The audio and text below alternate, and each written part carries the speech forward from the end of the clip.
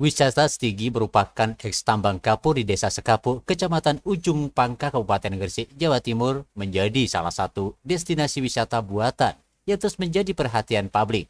Hebatnya, destinasi wisata ini tidak hanya dapat perhatian publik nasional, tapi juga internasional.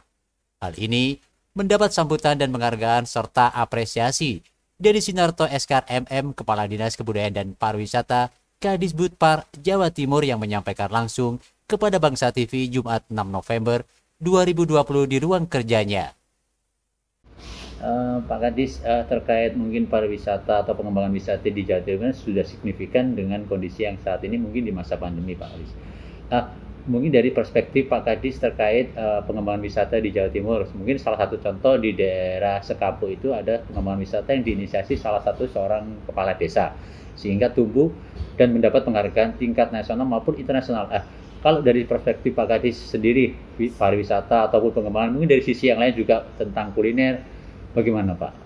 Ya, terima kasih. Jadi mengembangkan desa wisata atau kepariwisataan itu memang harus jeli, harus detail, harus mampu melihat prospek pasar dan juga melihat potensi yang dikelola.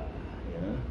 Artinya apa? Bahwa harus melakukan sekian strategi, karena pariwisata itu bisnis menghadapi pasar. Di situ ada kompetitor untuk merebut yang namanya rezeki secara maksimal. Pengelolanya harus paham betul. Kalau dicontohkan di Stigi Gresik itu memang lumayan bagus, kepala desanya memang berpikirnya ke depan dan dia punya banyak pengalaman mengelola alam yang dimiliki. Memang gersang, tapi dia pintar memilih bagaimana lalu mengelola area itu, punya karakteristik yang orang lain kebetulan sekarang membutuhkan.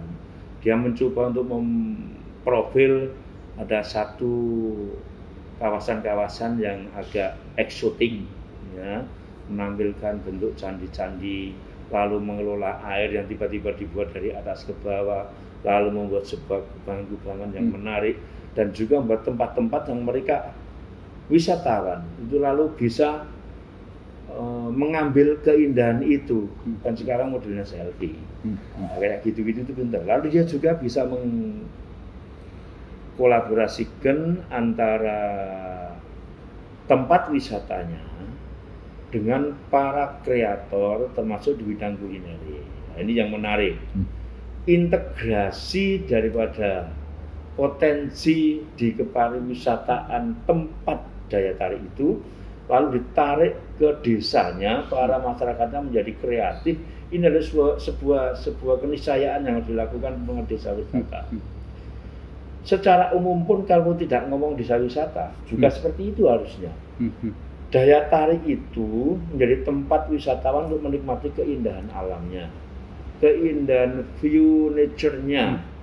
Jangan lalu menarik semua bakul ke wilayah daya tarik. Harusnya diintegrasikan ke desa di mana masyarakat bisa berproduksi, lalu integrasinya adalah menjadi satu rangkaian yang namanya paket wisata. Nah, ini yang perlu dibicarakan secara bagus kalau membangun kepariwisataan ke depan, terutama di Jawa Timur. Karena apa? Di Jawa Timur saya membaca ini masih lumayan. Bagaimana ke sana? Harus by design. Membangun pariwisata itu harus direncanakan sebaik-baiknya. Bagaimana punya diversifikasi produk yang membedakan antara yang satu dengan yang lain, sehingga bisa menjadi sebuah paket. Kalau dari tempat A ke tempat B ke tempat C, kira-kira apa yang bisa diberikan kepada wisatawan? Wisatawan diantar dengan model transportasi yang bagaimana? Punya pikiran. Transportasinya punya kekhasan. Lalu kalau dia sudah turun, bagaimana tempat parkirnya? Ada nggak yang namanya karakteristik tempat parkir yang menjadikan ini parkir tempat wisata? Beda dengan di mal-mal, di toko-toko. Lalu dia berjalan menuju ke daya tariknya, di dalam bagaimana pelayanannya, sehingga mengantar orang untuk masuk ke tempat wisata itu pikiran sudah fresh. Begitu masuk ke dalam ada daya tarik yang bagus, bagaimana tata kelola daya tarik itu.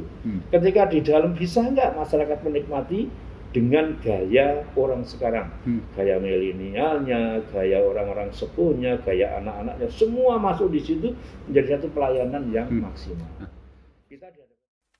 Dari Surabaya, Bangsa TV melaporkan.